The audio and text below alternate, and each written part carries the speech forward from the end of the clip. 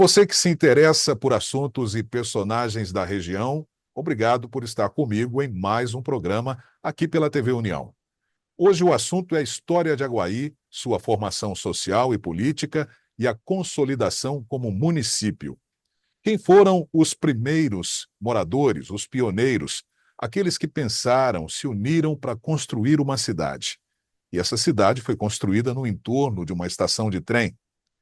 Quem vai contar essa história para a gente é a nossa convidada de hoje, a escritora Arlene Padrão. Ela é nascida em Mogi Guaçu, autora de 10 livros, entre os quais 2 sobre a história de Aguaí. O primeiro é O Trem do Tempo. E agora ela apresenta a sequência dessa história com o segundo volume, O Trem do Tempo. A viagem continua.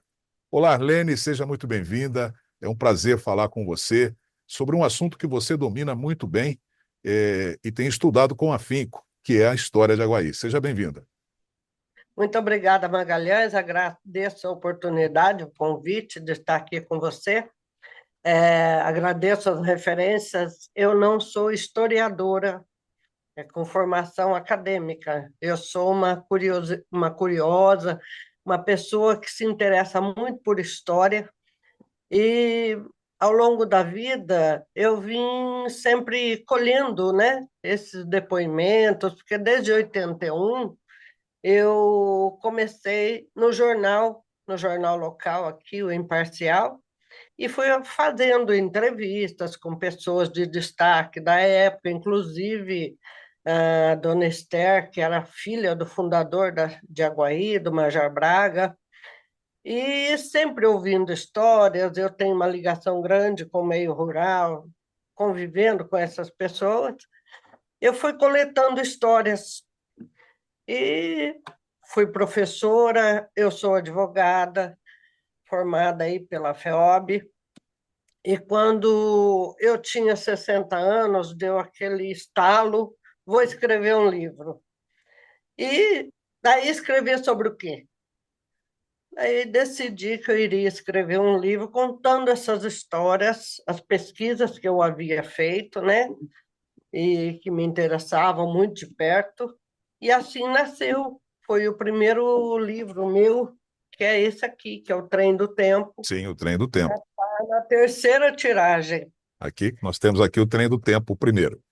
Bem, Aí, Arlene, você, obviamente, quando você decidiu, você também foi fazer pesquisa, né?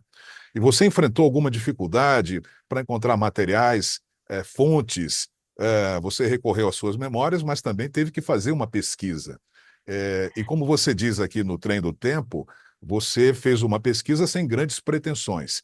Então, como é que foi a descoberta da história de Aguaí, já que você, além de tudo, como eu disse aqui na abertura, você é uma cidadã guaçuana, né? Você nasceu em Mogi Guaçu. sim, eu estou em Aguaí há 55 anos já. E a fonte primeira minha foi a oral, conversando, ouvindo pessoas mais antigas, tal. E eu, hoje, com 70 anos, eu digo que ficar velho também é acumular histórias. Mas eu notei que a Aguaí não tinha compilado a história dela. A fonte mais remota é um livro sobre a história de São João da Boa Vista, da Matilde Lopes Salomão e a outra pesquisadora. Por ocasião do centenário de Aguaí, o Rotary Club organizou parte dessa história no livro do centenário, que foi compilada as histórias, os fatos, pelo professor José Célia, que é uma fonte de informação muito valiosa, está vivo aí. Professor José Célia, que nós entrevistamos aqui há muito tempo atrás, quando ele lançou um livro chamado Pedra Branca. Pedra Branca, exatamente. A Pedra Branca, ele conta a história de Aguaí, a evolução, como se a Pedra Branca, que é um monumento que tem aqui em Aguaí, como se ela fosse o personagem vendo a história passar. Então, foi esse tipo de informação primeira que eu tive. E depois, agora recente, eu estive lá em Mojimirim, no cartório de notas lá de Mojimirim, do primeiro cartório, onde eu tive acesso a documentos mais antigos e pude reunir mais alguma coisa. Mas Aguaí realmente não existe uma história consolidada num livro. Então, Você, essa é a se, minha pequena contribuição, né? você E citou para aí, você citou a historiadora, desculpa te interromper, a historiadora Matildes Lopes Salomão, aqui de São João da Boa Vista, e é importante a gente pontuar que as informações contidas no livro A História de São João da Boa Vista, escrito pela historiadora professora Matildes, se deu em função de Aguaí fazer parte politicamente, né? Aguaí era um distrito de São João da Boa Vista, né? até 1944, quando se decidiu que seria feito essa separação, essa independência de Aguaí, e precisávamos, inclusive, de um novo nome, né? Porque Aguaí chamava Cascavel, Isabel. era um distrito, havia uma lei federal do governo Vargas que não poderíamos manter o mesmo nome. Já existia Cascavel no Paraná e nós teríamos que mudar o nome. Não poderia ser nome composto, nem nome estrangeiro, nem nome duplo, né? E foi realizado um plebiscito para Plebiscito. se escolher o novo nome. E as opções eram Tessaindá, Toripá e Aguaí. E acabou vencendo, por escolha pública do plebiscito, o nome de Aguaí, que guarda uma similaridade com o nome antigo, né? Porque Aguaí significa guiso, e quem tem guiso são as cascavéis. Cascavéis. Então, por similaridade, por analogia, foi o nome escolhido. Você, A partir na tua pesquisa, você identificou alguma insatisfação da população daquela época, pela troca do nome, né, de Cascavel para Aguaí? É, as pessoas, segundo eu soube, ninguém gosta, não são todos que gostam de mudanças e que aceitam bem as mudanças, né? Queriam a todo custo que fosse mantido Cascavel ou Cascavel Paulista, mas como não era possível, em vista do decreto, e se escolheu Aguaí, eu acho que foi uma boa escolha, né? O nome curto, simples, de é, língua indígena, e segue assim. Nós somos hoje aguaianos, ou alguns dizem aguaienses. Sim. Ainda reportando o livro da professora Matildes, que é valiosa informação, e outros que contam a história de São João da Boa Vista, na verdade, o que encanta e que muita gente não sabe, que Aguaí nasceu às margens da estrada boiadeira, a Rota dos Goiáses, que foi aberta pelo Bartolomeu Bueno da Silva, O o Anhanguera. Anhanguera, e isso, o filho do primeiro Anhanguera, de São Paulo a Goiás, né? Seria São Paulo a Cuiabá.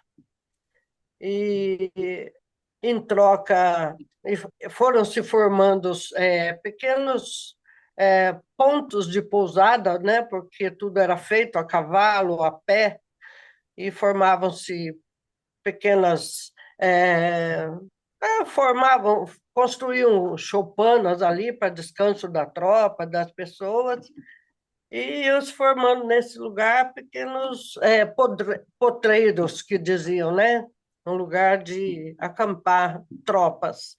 E um desses foi o que acabou dando origem ao primeiro ajuntamento aqui na nossa região.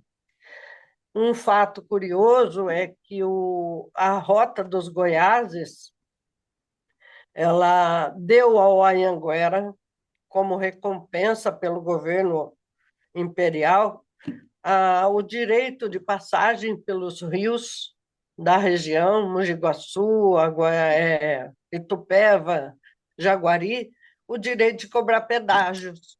Então, Arlene, eu, hospedagem sim, remota, oi, os pedaços são remota a antigos, então. 1800. Sim. Arlene, eu estou aqui com outro livro também que é de sua autoria, que Sim, é um livro destinado a crianças, Aguaí, uma lenda. E aproveitando que você está falando aí dos primórdios, né, da fundação da cidade, do Anhanguera, que foi um grande também capturador de índios, né? Fala um pouco sim. dessa população nativa, né, que habitava Aguaí antes dela se tornar uma cidade, lá nos tempos dos bandeirantes. Isso. O que consta aqui é que a região nossa aqui era habitada pelos índios da etnia Caiapó. Eles habitavam toda essa região, depois, com a chegada dos bandeirantes, dos ocupantes da região, eles foram se afastando e hoje só estão no estado de Goiás. E aqui, perto do bairro da Laje, caminho de Aguaí a São João, que era o antigo caminho, né, que ligava as duas, os dois, as duas cidades, Aguaí e São João, foi encontrado em fazendas ali, as pessoas arando a terra encontraram objetos de pedra que, lógico, provavelmente só poderiam ter sido usados por índios como ferramentas, como armas. Então, a Guaiúma Lenda, além de contar, né, de forma assim Lúdica. romanceada, é, o, a presença dos caiapós e a origem da árvore aguaí. Nós temos também essa curiosidade. A guaís é uma árvore que é bem presente aqui na cidade, né, Então, na quer dizer, calçada. além de o significado do nome Aguaí ser guizo, né, em Tupi-Guarani, há também uma árvore com esse nome, e Aguaí tem Sim, muitas árvores com o nome da própria cidade. isso. E daí eu usei a presença dos caiapós para escrever esse livro, uma espécie de Romeu e Julieta do Cerrado, vamos dizer assim. Eu juntei tudo numa cumbuca só. Ô, Arlene, eu aqui, fazendo a leitura do seu primeiro livro, né, O Trem do Tempo, né, o título do livro nos remete à estação ferroviária de Aguaí. A cidade, diferentemente de outros municípios, ela cresceu no entorno de uma estação de trem, né? Isso é muito Sim. interessante. Então, fala também um pouco da origem, né, dessa estação e de tudo que ela significou e significa ainda para a história de Aguaí. Olha, quando o governo imperial quis tornar mais efetiva a ocupação do interior brasileiro, decidiram que isso seria feito através da ferrovia, que veio seguindo mais ou menos o traçado meio paralelo à Rota dos Goiás, o antigo caminho. Só um paralelo, essa Rota dos Goiáses era o único caminho que existia, inclusive os soldados de Caxias passaram por esse caminho para ir lutar na Guerra do Paraguai. Era o caminho que se fazia para chegar à Bolívia, Peru, Paraguai. Então, nós nascemos às margens de uma rota importante. Então, quando foi vindo a ferrovia, foram sendo construídas estações de tempos em tempos, né? Construiu-se a estação de Mogi Guaçu e a de Casa Branca, que foram inauguradas no mesmo dia, inclusive, e no meio desse caminho existia a estação de Caldas, que depois foi renomeada como Engenheiro Mendes. E era uma estação importante que vinham turistas de São Paulo, né? Ou do norte aqui, de Minas, desciam ali e para acessar Poços de Caldas, que já tinha é, as termas, né? Os tratamentos com as águas termais, existia o cassino, as pessoas desciam em Engenheiro Mendes e iam de trole, de charrete, de carroça, uma viagem durava aí 2 dias quase para chegar até Poços de Caldas e fazer o caminho inverso. E o Major Braga, que é considerado o fundador de Aguaí, ele veio de São Paulo, ele era um comerciante e se instalou em Engenheiro Mendes. Tinha uma casa de comércio, Engenheiro Mendes tinha hotel, tinha uma das 4 escolas públicas em 1800, alguma coisa, existentes na região. Tinha 2 em São João, uma em Vargem e uma em Engenheiro Mendes. Olha a importância que o local tinha. Mas, como o café era a riqueza da época, o governo, para tornar mais efetivo, mais rápido, a chegada do café produzido em Divinolândia, Caconde e Vargem Grande, para tornar mais rápido a chegada até o Porto de Santos, precisava encurtar esse caminho, porque tudo era feito, carregado café em carro de boi, até a estação de Casabranca. Descer a serra, caminhos difíceis, a ferrovia seria o caminho mais rápido. E se cogitou de fazer um ramal da estação de Engenheiro Mendes até Poços de Caldas. Mas os fazendeiros da época, segundo consta, não concordaram, porque alegavam que ia cortar as terras, ia ser desvalorizado. E então se decidiu por construir uma nova estação, que seria, então, foi nomeada a Estação de Cascavel, coisa de uns 8 quilômetros para cá, né? Sentido de Engenheiro Mendes, sentido Mogi Guaçu. E foi construída essa estação. Daí, o Major Braga, que já era um visionário, ele se mudou de Engenheiro Mendes, construiu uma pequena casa de comércio bem em frente à estação de Cascavel.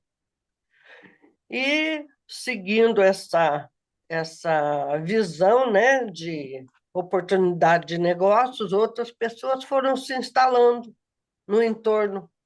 E o Major Braga, então, começou uma luta para conseguir benefício para a nova vila.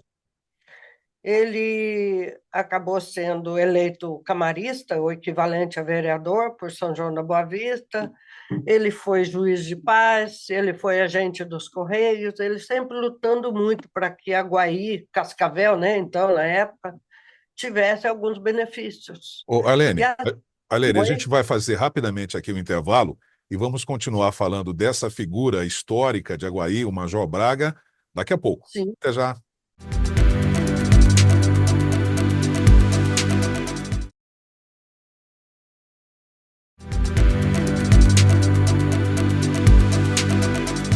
Nós já estamos de volta aqui no Região, hoje recebendo aqui a Arlene Padrão, ela é escritora, está lançando o livro No Trem do Tempo, A Viagem Continua.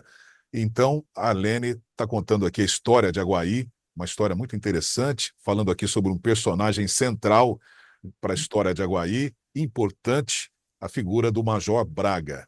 E o Major Braga, então, foi a pessoa que entendeu que aquele povoado tinha o potencial para se transformar numa cidade. E como é que foi para organizar, então, essa primeira comunidade, Arlene?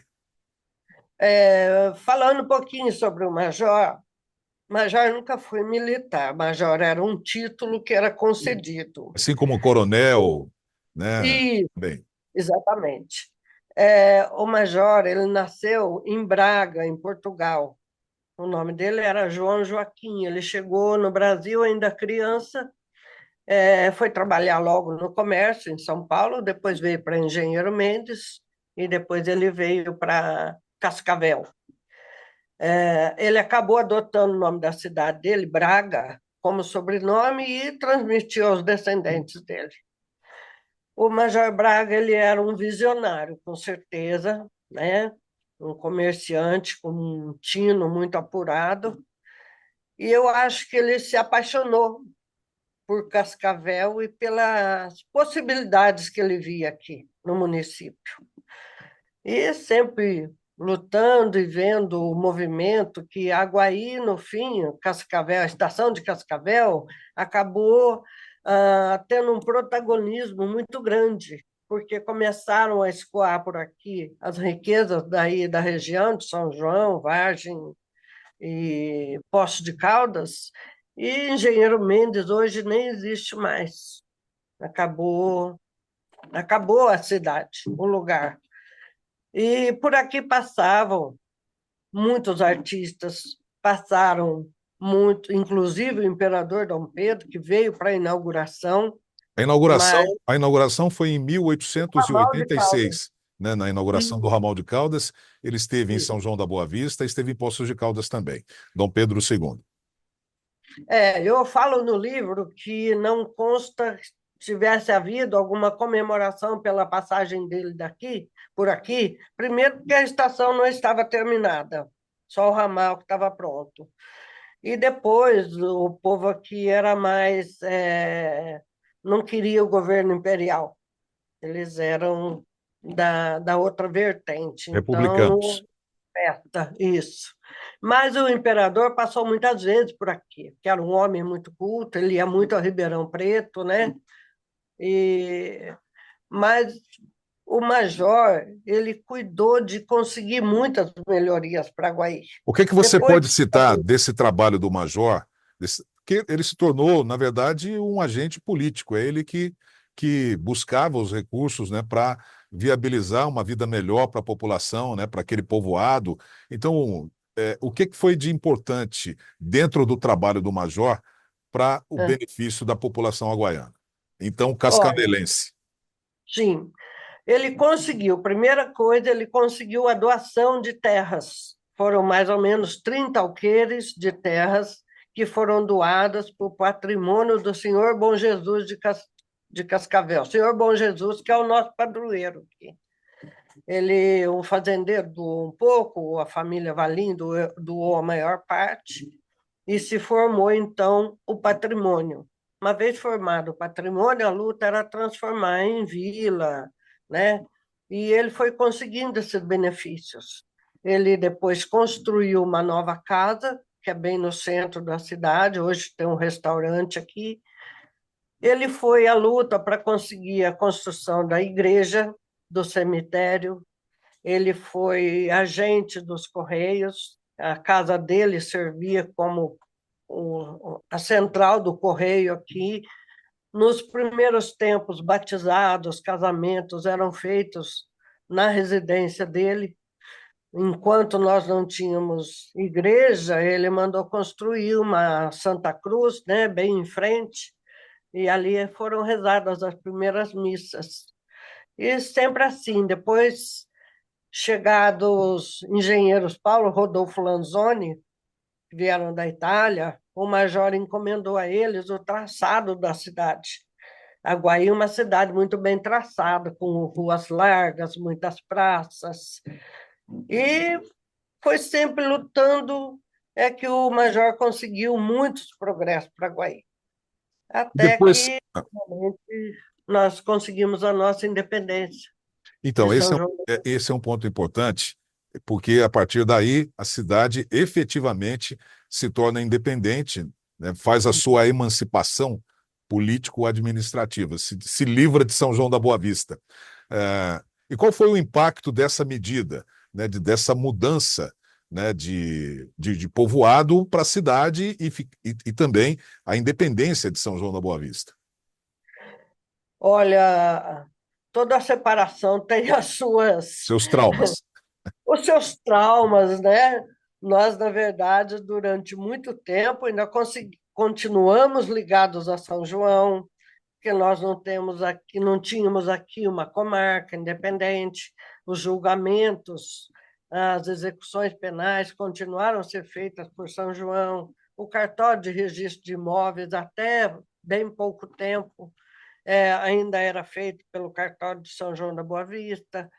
Mais uma vez independente, com arrecadação própria, foi sendo possível colocar, trazer a luz elétrica, iniciar o calçamento da cidade, iniciar a rede de água, que Aguaí não tinha rede de água, tinha nem rede de esgoto, tudo era feito com poço caseiro, fossas, né? As fossas nos quintais. Então, foi uma luta que perdurou por vários anos, muito tempo, né? Mas continuamos afetivamente ligados a São João da Boa Vista, é a nossa cidade mais próxima, o comércio, tal, a gente continua ligado a São João da Boa Vista. E vamos, com a chegada, nós tivemos um grande fluxo de imigrantes estrangeiros em Aguaí. Então, foram vindo os holandeses, foram vindo os espanhóis, os italianos, os japoneses, e se começou a desenvolver aqui a agricultura. Aguaí foi. Libaneses também, não é? Hã? Libaneses também. Libaneses também. Nós temos toda uma gama de estrangeiros aqui. Mas eu faço nesse o novo livro, Trem do Tempo, um apanhado dessa herança, que foram espanhóis que implantaram os primeiros espanhóis e alemães, né? Implantaram os primeiros pomares de laranja, e Aguaí é conhecida nacionalmente como uma grande produtora de citros. Nós tivemos também outros italianos, tal, que começaram com empresa de embalagem, de papel e papelão, depois embalagem. Aguaí é um grande polo produtor de embalagem e também formador de mão de obra nessa área. Os japoneses trouxeram o cultivo de hortifruti, de hortaliças, principalmente. Nós tivemos uma grande bacia leiteira em Aguaí, era um grande produtor de leite, né? Aguaí hoje já não temos mais isso, porque acabou a cooperativa Laticínios. Enfim, nós fomos fazendo essa... Até uma curiosidade, quando Aguaí era só sertão, só campos cerrados, o solo era bem pobre, né? Mas nós tivemos um curtume, um grande curtume aqui, e havia a profissão de casqueiros. Eram pessoas especialistas em arrancar a casca do barbatimão, que é uma árvore nativa do Cerrado, e vendia para os curtumes para o processamento, para o curtimento de couro. Depois, desmatado o cerrado, começaram as culturas, começou-se a corrigir o solo, que foi um diferencial muito grande para a agricultura e para o progresso de Aguaí. A agricultura é muito marcante aqui. Foi se corrigindo o solo, se tornou possível cultivar muita coisa. Nós tivemos a fase da mandioca, a fase do milho, a fase do algodão, foi muito importante, Então né? esse Depois livro, vieram a então esse novo livro, ele se debruça um pouco mais na história recente de Aguaí, né? Na sim, a evolução a da agricultura. questão mais ligada à economia, né? Ao Sim, desenvolvimento, e deixando de lado figuras políticas, por exemplo, você não aborda, você falou do Major Braga, mas depois dele houve várias lideranças, né, que ajudaram a construir a cidade, né? Você não fala de políticos? eu evito falar porque pode ferir alguma sensibilidade. Eu menciono um, não menciono o outro, Sim. é difícil. Uma figura importante aqui nós tivemos é o Dr. Leonardo Guaranha, que foi um médico muito querido aqui. Foi ele que implantou o sistema de abastecimento de água.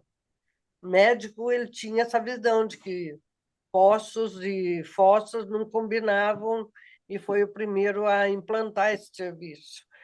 E nós tivemos, né, o Sebastião Biasi, que foi várias vezes prefeito, mas eu me abstenho de citar figuras, de destacar, porque não é o objetivo do meu E é livro. compreensível também essa sua postura. É, dentro da história de Aguaí, há um episódio muito importante, aliás, é importante para a região toda aqui, ligada próxima a Minas Gerais, com uma interlocução com Minas Gerais muito forte, que foi a Revolução Constitucionalista de 1932. Como é que você Sim. retrata esse episódio, e a importância, porque Aguaí foi um ponto importante, dentro da coluna Romão Gomes, é, foi um ponto de resistência dos paulistas muito significativo. Então, como é que você é, retrata esse episódio da Revolução? Então, Aguaí, a estação de Cascavel, em especial, ela foi um ponto importantíssimo de movimentação de tropas, de equipamentos. A estação foi o cerne de muita coisa aqui, não só do progresso, mas também, especialmente nesse caso da Revolução de 32, nós tínhamos aqui o povo da cidade, da vila da época, com medo, fugiu. Quem não precisava estar aqui foi todo mundo para casa de parente da zona rural. E os que ficaram, as pessoas se juntavam para cozinhar para as tropas, para ajudar, porque, tecnicamente, São Paulo era muito pobre, né? Nós não tínhamos como lutar com o resto da federação. E o Tanto que foi um recurso, massacre, né? Foi um sim, massacre. foi. Nós tivemos aqui bem próximo lutas armadas. Lagoa Branca teve lutas muito ferrenhas ali, a Cascata, né? As proximidades aqui, Andradas, Espírito Santo, Pinhal. Mas Aguaí foi importante nesse sentido. Vinham tropas de São Paulo em direção à fronteira com Minas, aí com próximo a São João da Boa Vista, a Poços de Caldas, que é a nossa fronteira mais próxima é com Minas. Então, Romão Gomes esteve aqui várias vezes, e o que a gente conta é assim que a Revolução, se não fomos vencedores num ponto, no ponto de prático da guerra, né, de ganhar a guerra, a luta, nós conseguimos uma vitória importante para São Paulo, que a busca era nós temos uma nova Constituição. E depois que São Paulo se rendeu, que assinou o armistício, se conseguiu que fosse reeditada uma nova Constituição. Então, foi uma vitória, de certa forma. Alene, infelizmente o nosso tempo está esgotado. Eu agradeço demais a sua presença aqui no Região. A TV União tem um trabalho muito efetivo na cidade e é importante que a gente registre também, né, essa história contada por uma escritora, uma pesquisadora da história de Aguaí. Muito obrigado pela sua presença e sucesso ao novo livro, No Trem do Tempo, a viagem continua. Muito obrigado.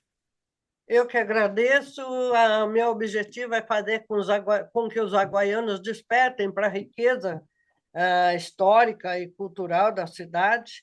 E assim que eu for a São João, levo um livro autografado especial para você. Muito Muito obrigado, obrigada. Alene. Alene Padrão, que esteve com a gente aqui contando a história de Aguaí. E vale a pena você conferir esse livro, o novo livro da Arlene. Um grande abraço a você que esteve conosco e até o próximo Região.